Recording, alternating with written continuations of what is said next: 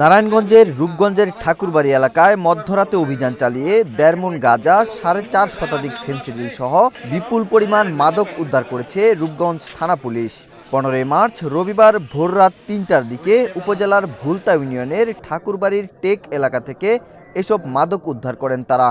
একই থানায় মাদক ব্যবসার সঙ্গে জড়িত থাকার অভিযোগে ৩ পুলিশ সদস্যকে প্রত্যাহার করা হয়েছে।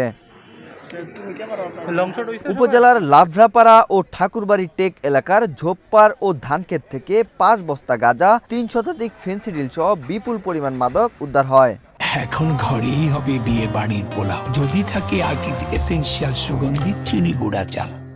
সে সময় পৃথক অভিযানে ২ জনকে ম্যাগজিন সহ পিস্তল, মাদক বহনকারী প্রাইভেট কার সহ চিহ্নিত মাদক সম্রাট আবু হানিফকে তার এক সহযোগী সহ গ্রেফতার করা হয়। গতকাল আনুমানিক রাত ২:৩০টার দিকে আমরা একটা গোপন সূত্রে, আমাদের বিশ্বস্ত সূত্রের মাধ্যমে খবর পাই মাদকের বড় একটি চালান নিয়ে মাদক ব্যবসায়ীরা পার হচ্ছিলেন আমাদের রূপগঞ্জ এলাকা।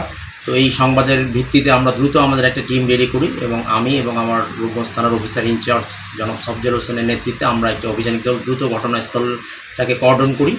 তো কর্ডন করার প্রেক্ষিতে মাদক ব্যবসায়ীরা আমাদের উপস্থিতি বুঝতে পেরে তারা উল্লেখযোগ্য সংখ্যক মাদক ফেলে ঘটনাস্থল থেকে পালিয়ে যায়। রূপগঞ্জ থানার ৩ জন পুলিশের সাথে মাদকের সম্পৃক্ততা পাওয়া গেছে বলে জানান নারায়ণগঞ্জ জেলা পুলিশ।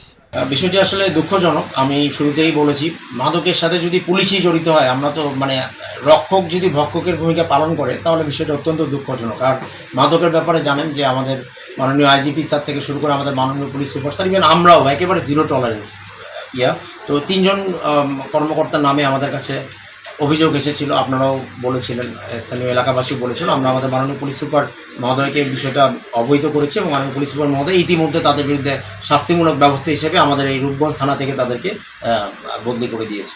ওয়াহিদ হোসেন জিহাদ, বাংলাদেশ প্রতিদিন।